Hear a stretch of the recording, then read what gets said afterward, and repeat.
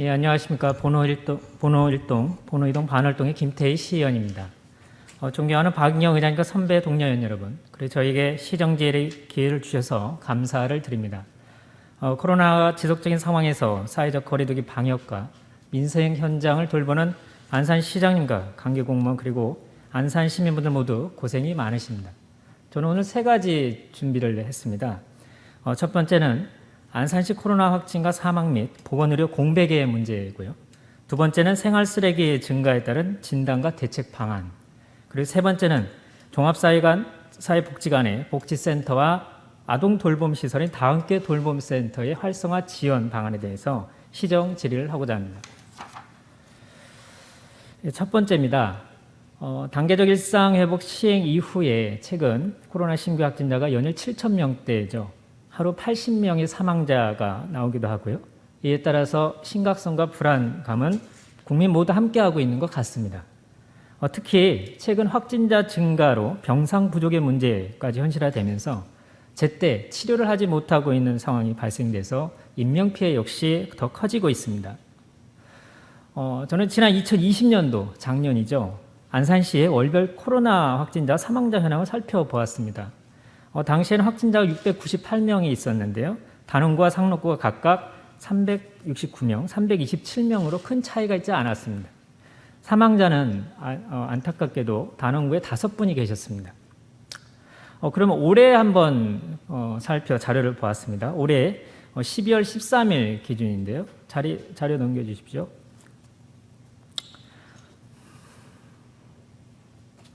예, 올해 13일 기준인데요. 월별 코로나 확진자 사망자 현황을 보았습니다. 아시겠습니다만 한 9,576명이 되는데 단원구와 상록구가 각각 6,057명 그리고 3,519명으로 단원구가 63% 그리고 상록이 37%로 급격하게 차이가 많이 나고 있는 상황이었습니다.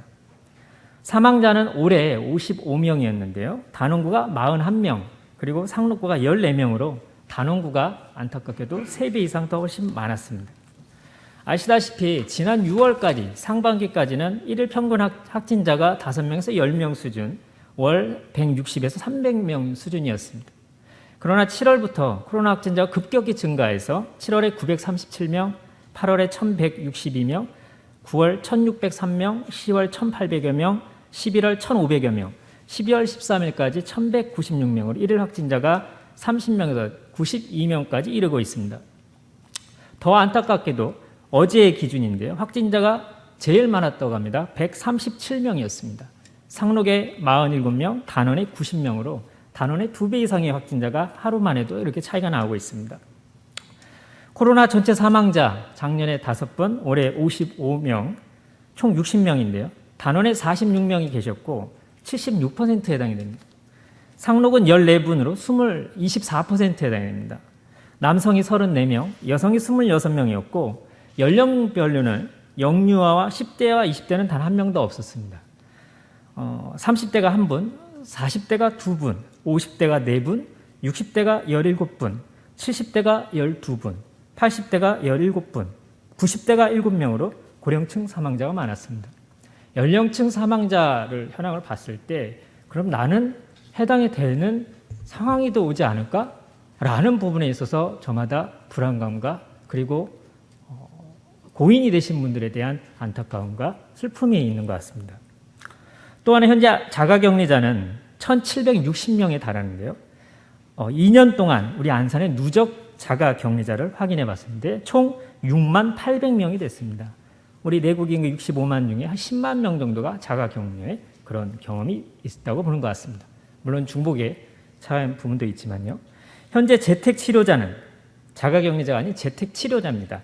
한 1,523명이 있고요. 단원구에 924명, 상록구에는 599명에 달하고 있습니다. 최근 이와 같은 코로나 상황에서 대통령과 정부에서도 보건의료 인력 등에서 가용 자원을 총동원하라는 방침, 더 총동원하는 인력이 있을지는 모르겠습니다만 이런 특단의 대책을 마련하고 있는 것으로 알고 있습니다. 사진 넘겨주십시오. 안산시 코로나 확진자 여러분들께서 1일 안내 문자를 매일 받으실 겁니다. 시민들의 불안감 역시 더욱 커지고 있죠. 물론 저 역시 그렇습니다. 이제는 일일 확진자 100명 이상도 일상이 되어가고 있는 게 우리 안산 그리고 현실인 것 같습니다. 그런데 우리 안산시는 코로나 보건의료 행정 업무의 중추적 역할을 담당하는 상록보건소장의 공석이 지난 8월부터 시작하여 벌써 4개월이 지나고 있습니다. 안산시는 상록보건소장 채용 공고를 3차례나 실시했지만 응시자가 단 한 명도 없었거나 응시자의 자격 요건이 적합하지 않아 아직까지 채용이 이루어지지 못하는 실정이라고 답변했습니다. 더구나 최근에 12월 2일이죠. 또다시 제4차 재공고 채용 일정을 안내했다면서 12월 말까지 채용할 계획이라고 합니다. 그러나 최근 간호사 인력조차도 구하기 어려운 인력난을 아실 겁니다. 또 적합한 응시자가 이번에도 없다면 어떻게 할 것일까요?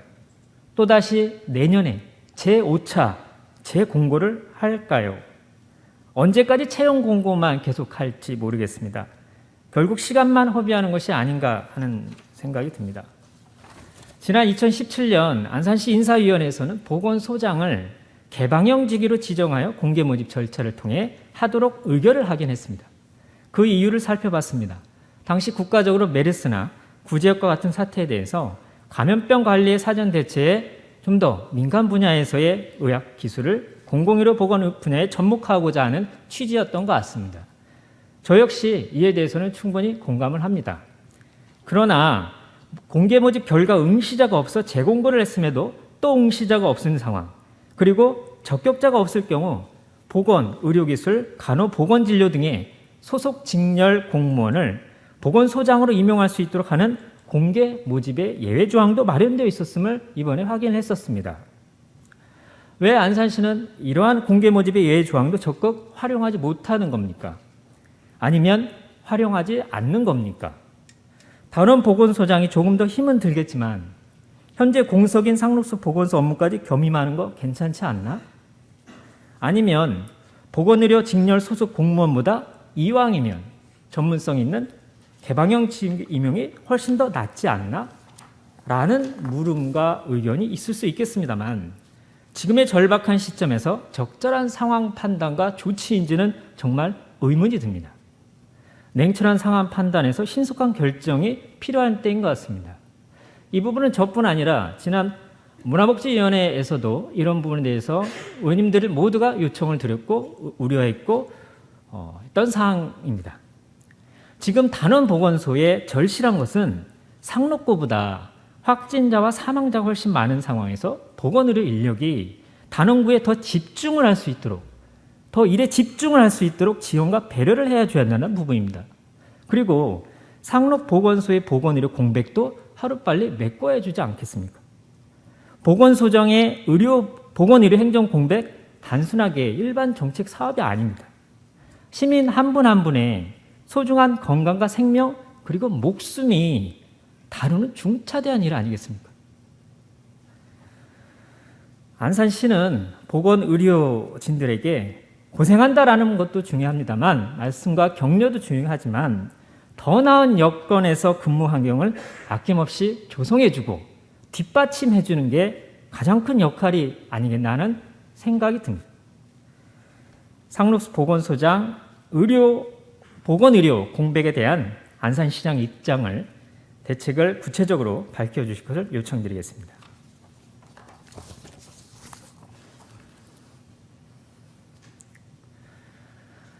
다음은 두 번째 질입니다. 우리가 생활하면서 겪고 있는 생활 쓰레기와 관련된 부분에 대해서 좀 준비를 해보았습니다. 이 안산시 최근 5년간의 우리 생활 쓰레기 수거 현황을 살펴봤습니다. 2017년에 17만 톤이었는데요. 20년에는 작년이죠. 무려 19만 7천 톤으로 매년 1만 톤에 가까운 우리 생활 쓰레기가 늘어나고 있습니다. 주민 1인당 평균 생활 쓰레기 배출, 이 자료는 시에서 준 게 아니라 그 자료를 동별로 인구를 나눠봤던 평균 수치입니다. 2017년 1인당 233kg에서 2020년에는 280kg으로 매년 쓰레기를 배출하고 있습니다. 시민들이 평균 여러분들도 그렇게 배출하고 있는 것으로 생각하시면 될 것 같습니다. 한편 또 안산시 인구는 매년 또 감소를 하고 있죠. 2020년 동별 생활 쓰레기 수거 현황을 살펴봤습니다. 자료를 바꿔주십시오. 가장 많은 동이 사동인데요. 한 1만 톤이 됩니다. 와동, 초지동 순으로 많았고요. 가장 적은 동은 안산동, 한 3천 톤 되는데요. 선부일동, 반월동이 적었습니다.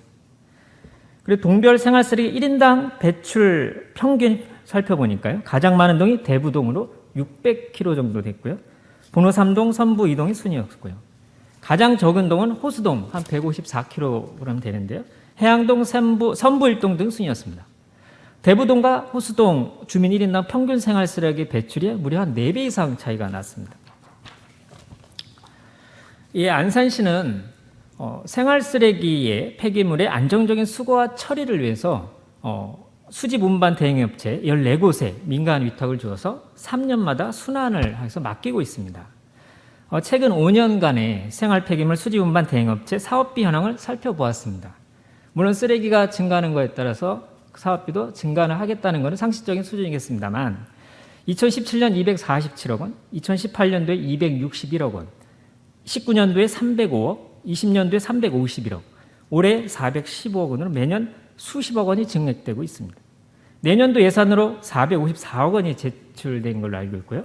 해당 소관 상임위원회에서도 이번에 예산 심의하는 과정에서 과대한 예산 부분에 대한 진단과 이런 부분을 요청을 부대 의견을 한 걸로 알고 있습니다.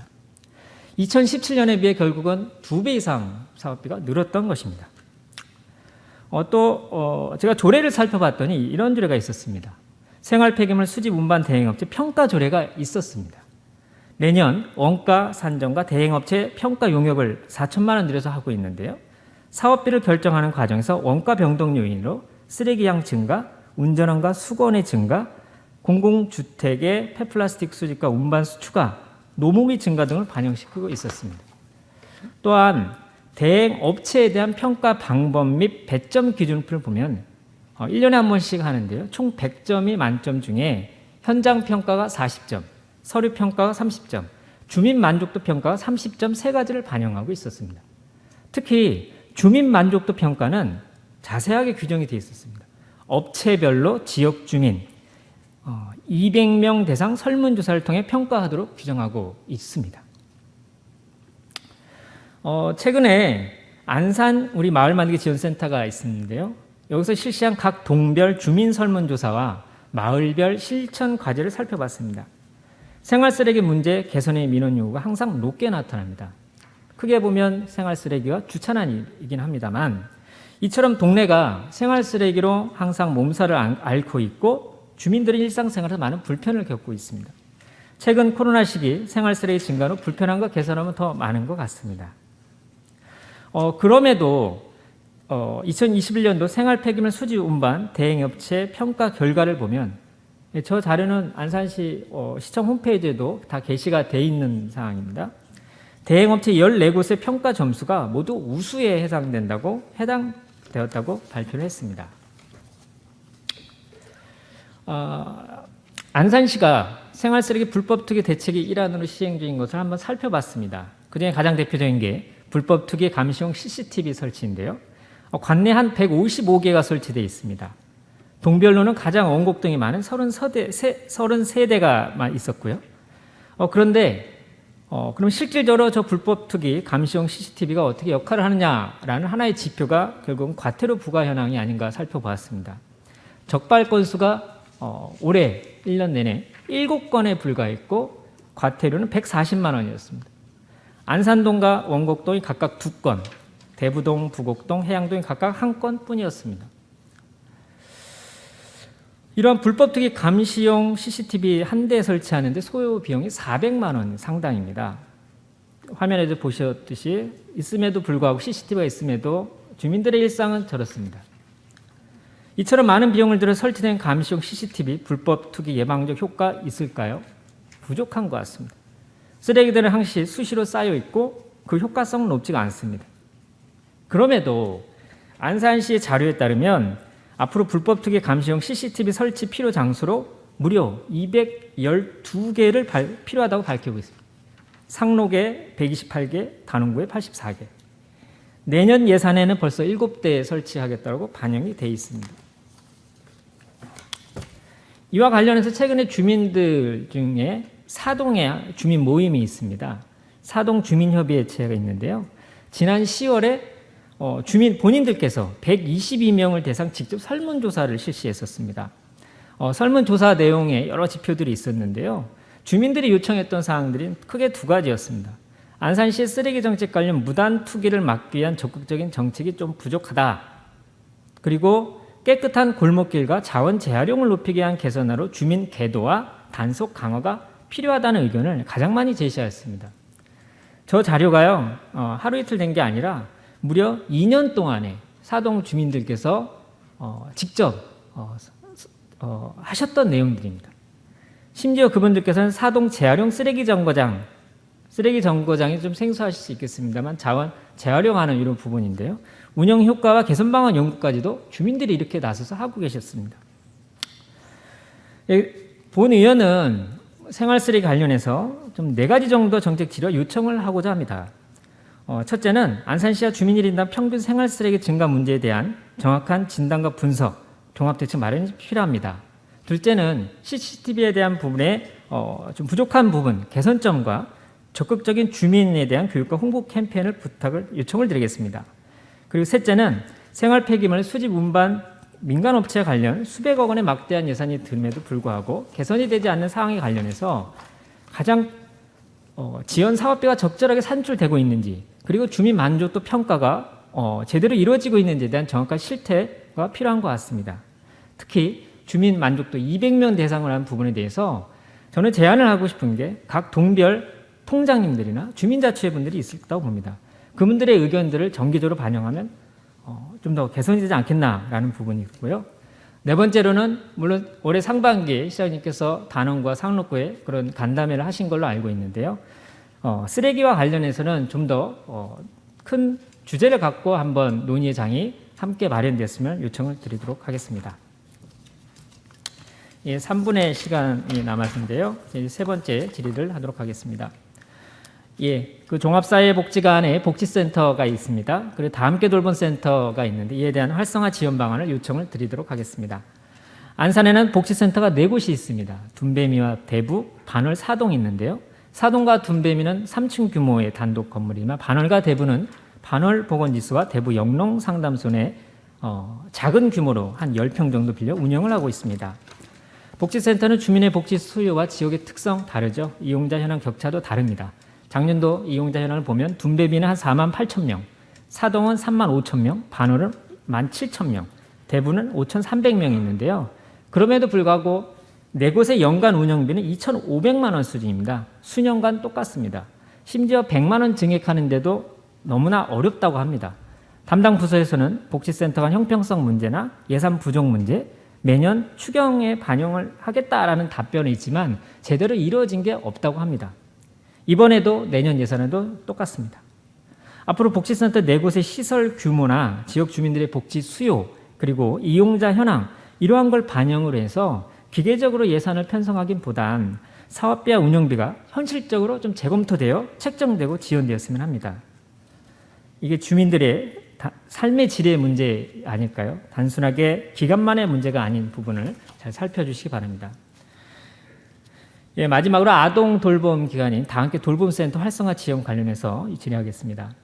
안산시가 지역사회 아동 돌봄을 위한 기관으로 다함께 돌봄센터를 적극 유치하고 있습니다. 관계자분께 너무나 감사를 드립니다. 또 설치를 하고 싶은데도 공간이 없어서 공공기관이나 아파트 내가 없어서 어려운 동네도 있습니다. 더구나 코로나의 장기화로 마을에서의 아동 돌봄 부분에 대한 부분이 이제는 각 가정에서 지역사회 문제로까지 공론화되고 있는 상황입니다. 어렵게 설치 운영 중인 다함께 돌봄센터 현장을 저도 직접 방문을 했는데요. 크게 2가지 정도 고충과 어려움을 말씀을 하셨습니다. 첫 번째는 센터장과 돌봄고사의 열악한 처우입니다. 이분들이 급여는 222만 원이라고 책정은 되지만 실질적으로 4대 보험금 18만 원, 그리고 퇴직금 15만 원을 떼면 실수령액이 185만 원입니다. 안정적인 직장이 좀 되기 어렵지 않겠습니까?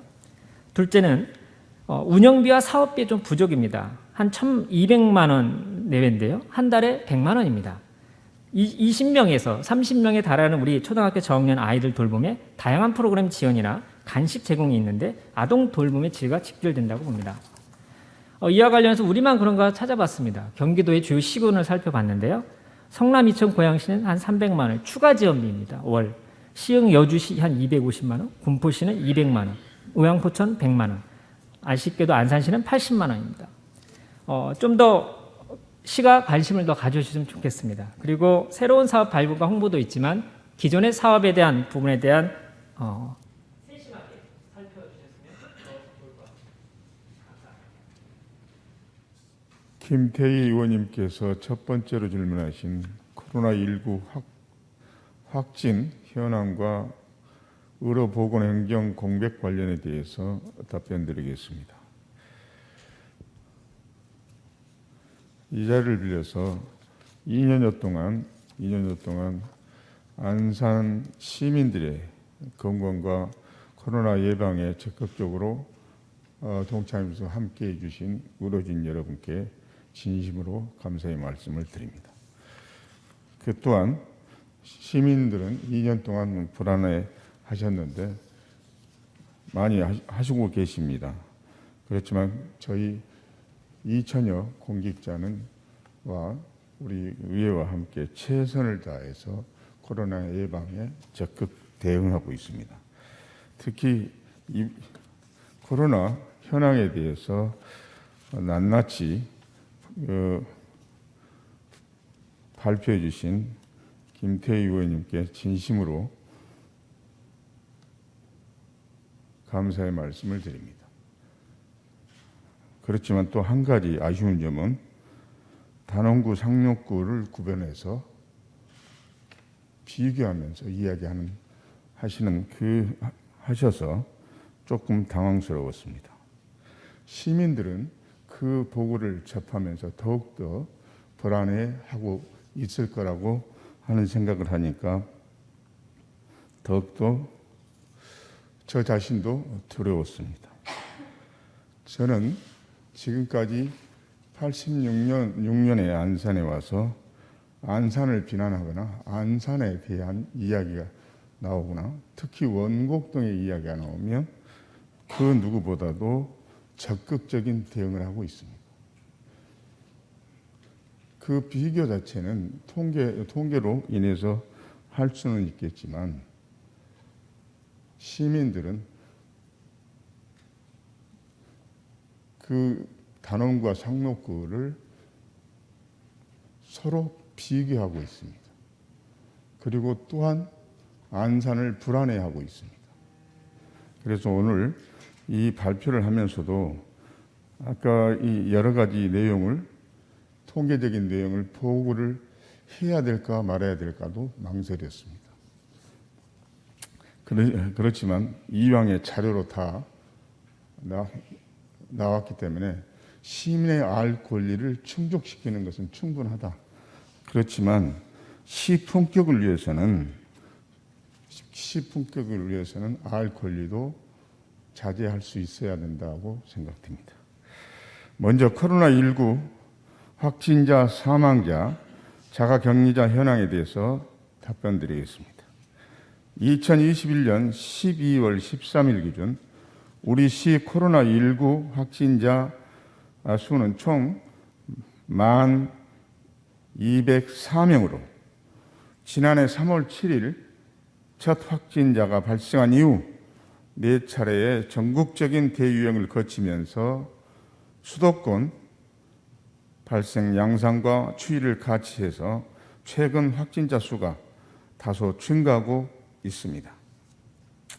우리 시 거주자의 코로나19 사망자 수는 총 55명이며 연령층별로는 50대 이하가 7명, 60, 70대가 26명, 80대 이상이 22명입니다.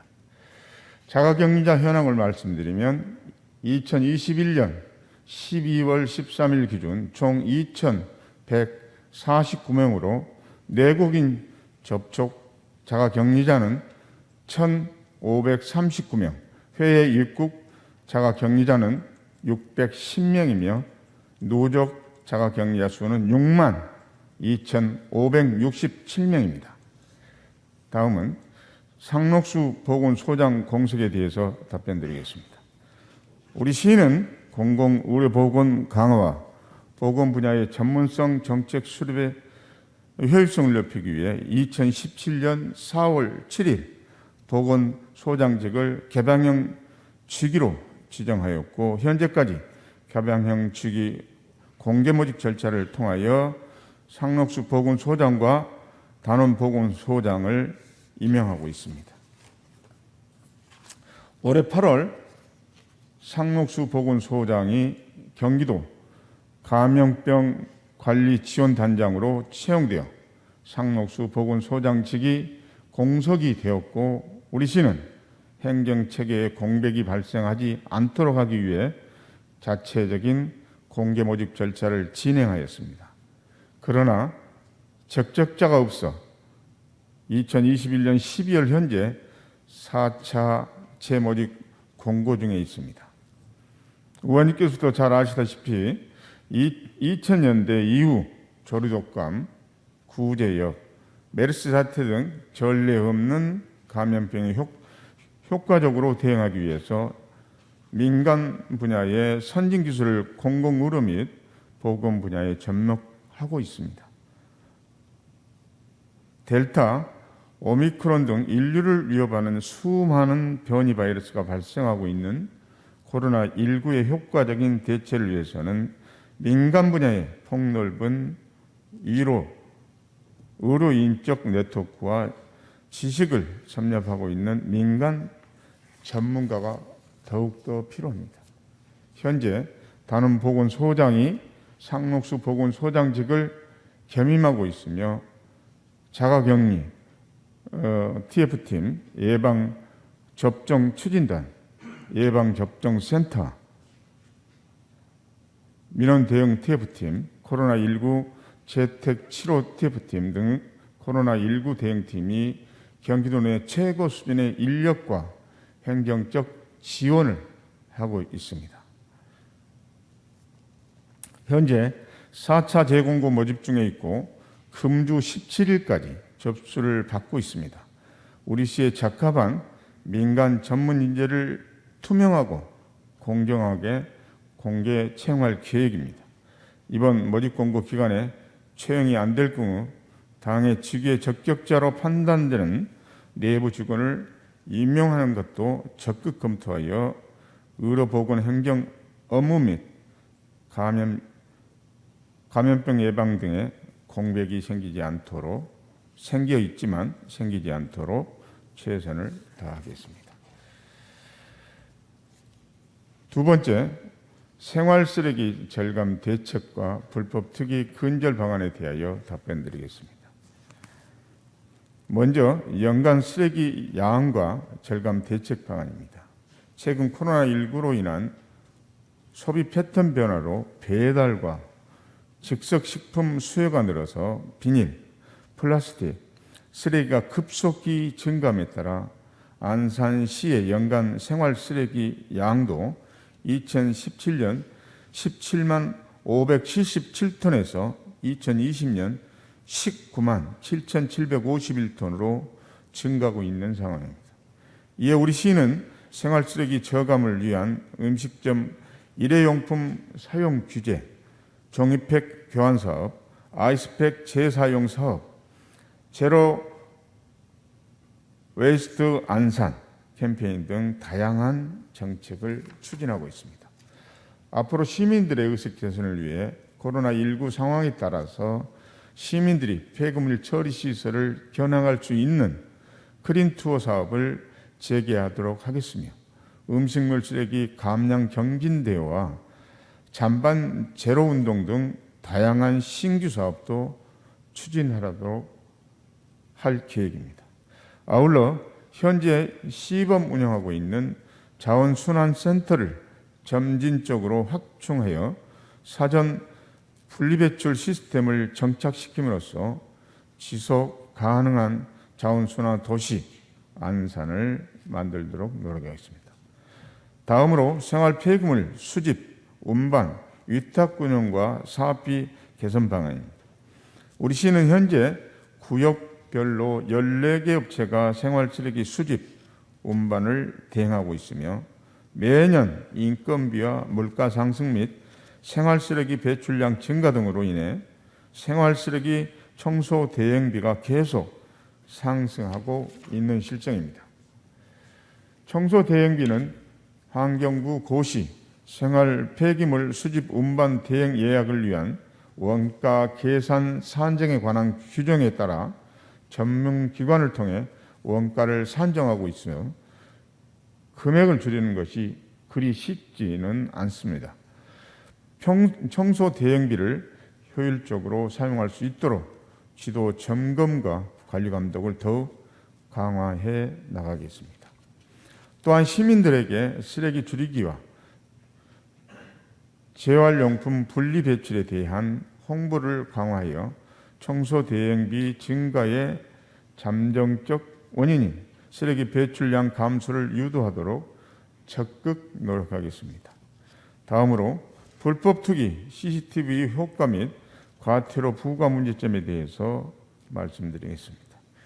현재 쓰레기 무단 투기 감시용 CCTV는 상록구에 77개, 단원구에 78개 등 155개를 운영하고 있으며 투기 장면을 직접 녹화하고 동작이 감지될 때 무단 투기 금지 안내 멘트를 송출하여 투기 행위자에게 경각심을 줌으로써 무단 투기 행위를 예방하고 있습니다.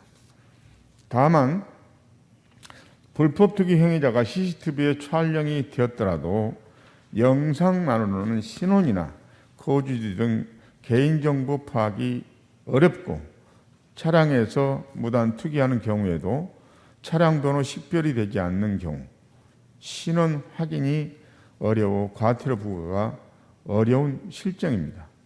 그러나 무단 투기 감시용 CCTV 설치를 요청하는 민원이 증가하고 있고 설치 시 투기자의 불법 행위 패턴을 파악하여 신원을 확인하고 과태료를 부과할 수 있는 효과가 있으므로 지속적으로 CCTV 대수를 늘려 민원에 적극 대응하고 무단 투기를 감소시킬 수 있도록 할 계획입니다. 시에서는 2022년 주민참여 예산으로 상록구 3대, 단원구 4대의 무단 투기 감시용 CCTV 예산을 확보하였고 무단 투기 영상의 적극적인 모니터링으로 CCTV 단속 효과를 극대화할 계획입니다. 이상으로 김태희 의원님께서 질문하신 사항에 대한 답변을 마치겠습니다. 끝까지 경청해 주셔서 감사합니다. 고맙습니다. 김태희 의원님께서 질문하신 복지시설 분소 활성화와 다함께 돌봄센터 종사자 처우 개선 등에 대하여 답변드리겠습니다. 먼저 종합사회복지관 분소 활성화 방안에 대해 답변드리겠습니다. 현재 우리시에서 위탁 운영 중인 복지센터는 대부, 둔배미, 반월과 사동복지센터 등 총 4개소가 운영되고 있습니다. 4개의 복지센터는 복지 서비스 접근성이 낮은 지역을 대상으로 마을 속 작은 복지관으로 지역 주민의 복지 증진을 위한 교육, 문화, 복지 서비스를 제공하여 삶의 질 향상에 크게 기여하고 있습니다. 이에 시에서는 지역 특성을 반영한 사례관리 사업, 가족기능 강화 사업, 서비스 제공 및 교육 문화 사업을 위해 복지센터 인건비와 운영비로 평균 2억 원 정도를 지원하고 있으나 지역 주민을 위한 사업 추진에는 한계가 있는 실정입니다.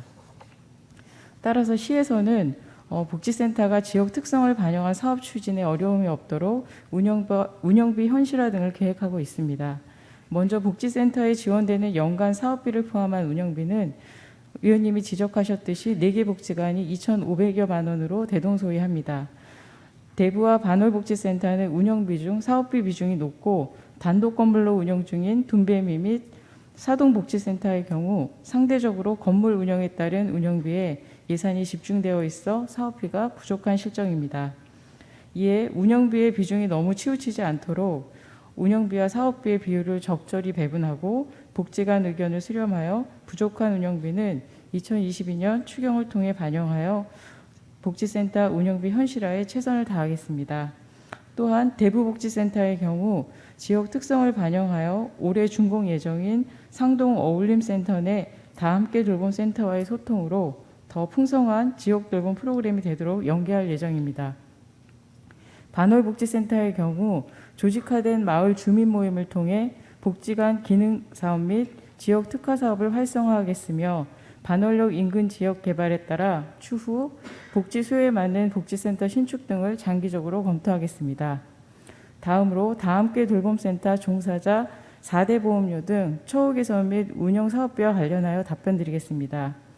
우리 시는 보건복지부 지침에 따라 다함께 돌봄센터 민간위탁금 지급 시 종사자 월 지급액 외에 4대 보험 사업자 부담금을 인건비에 포함하여 지급하고 있습니다. 그러나 현재 우리 시에서 추가로 편성하여 지원하고 있는 25명 정원 기준 센터당 월 70만 원의 운영비로는 실제 종사자 4대 보험과 사업자 부담금 충당이 어려운 실정입니다.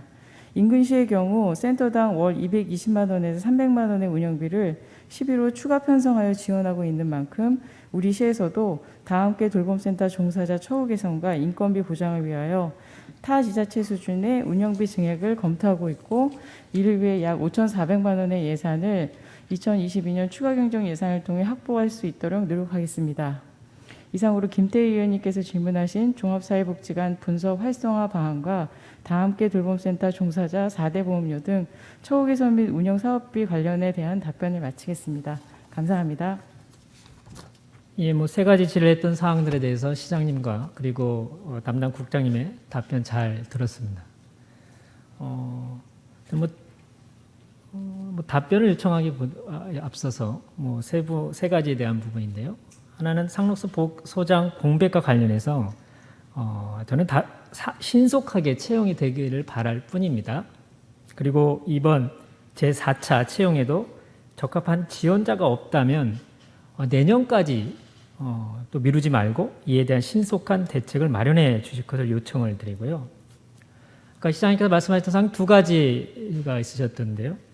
하나는 상록과 단원의 비교에 대한 부분들 말씀은 알겠습니다만 또 한편으로는 코로나 초기에는 각 동별로까지 확진자나 이런 분이 공개가 됐었습니다만 질병관리청 본부의 내부 방침에 따라서 각 구까지 되는 걸로 알고 있습니다. 그러다 보니까 홈페이지에도 안산시도 공개가 되는 거고요. 저는 저 역시 고민을 한 부분도 있었습니다만 안타깝게도 우리 안산의 현실이라는 점에서는 집행부나 그리고 가장 시민의 대표되는 저를 비롯한 의원님들이 의회에서도 충분하게 현실을 직시해야 된다는 생각이 듭니다. 그리고 언론 역시 언론의 시민들의 알 권리 차원이 있다는 점이 저는 그런 점에서 판단을 했었고요. 다만 그 결과가 데이터 결과가 상록과 단원이 비교가 될 정도의 차이가 났다는 점이 저는 그게 더 의미가 있는 메시지이고 방향성일 것 같습니다. 시장님께서 시품격을 거론하셨습니다만 제가 생각하는 시품격은 좀 다릅니다. 자료의 문제라기보단 어떠한 재난과 상황이 발생됐을 때 이 재난에 대처하고 무한 책임을 갖고 대응을 하는 얼만큼 대응을 하느냐가 결국은 시민들을 위해서는 시품격이 아닐까 하는 제 개인의 생각이 들었습니다.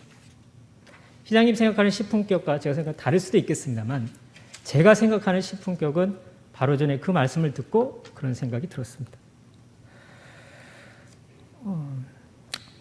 두 번째 생활 쓰레기와 관련해서는 제가 질의한 4가지 분야가 있었는데요. 좀 중복된 부분도 있을 수 있지만 좀 미진한 부분도 있었던 것 같습니다.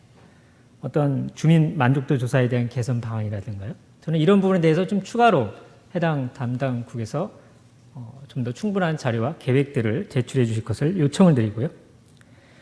세 번째 복지센터와 다함께 돌봄센터 활성화 지원 관련해서는 담당 국장님의 답변과 계획 잘 들었습니다.